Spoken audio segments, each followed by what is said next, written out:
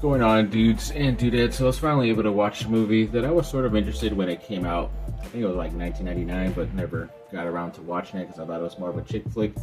And then I just had it on my Disney Plus watch list forever, and that's 10 Things I Hate About You.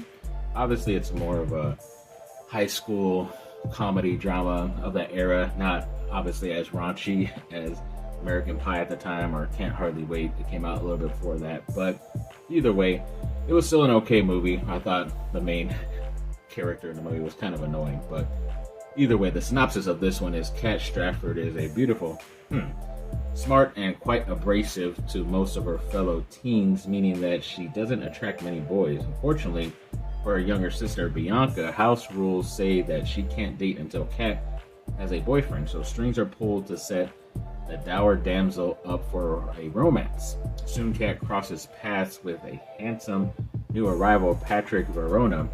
Kat may let her guard down enough to fall for the effortlessly charming Patrick, which is always hard to fall for a young Heath Ledger, I guess, back then. I don't know if this was like one of his first films, because he probably had to have been acting a little bit at some point at the time, but then, just less than a decade later, he would play the Joker, which is pretty awesome. But yeah, he's obviously trying to do his most James Dean impression, just going off the wall, being like the recluse guy, doing whatever, smoking and touching Bunsen burners, whatever, during the class, and then like sliding down poles doing like a weird dancing number and stuff, or singing number to try to get her back and all this stuff. But basically what it is, because they kind of set him up where they pay him to try to get him to date her, or for her to go on a date, so then somebody else who paid him could go and date her sister Bianca. I guess that's what her name was.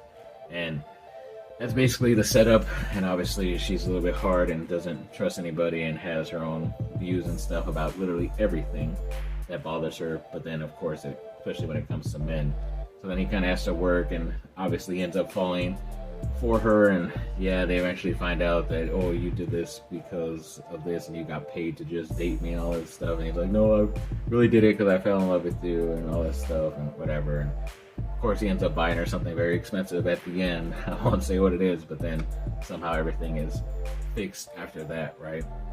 Buy a woman something expensive. I guess that's what you learned from that movie if you're a dude growing up at the time. But either way, it's just an okay movie. I probably won't ever watch it again, but finally I'm able to check it off my watch list.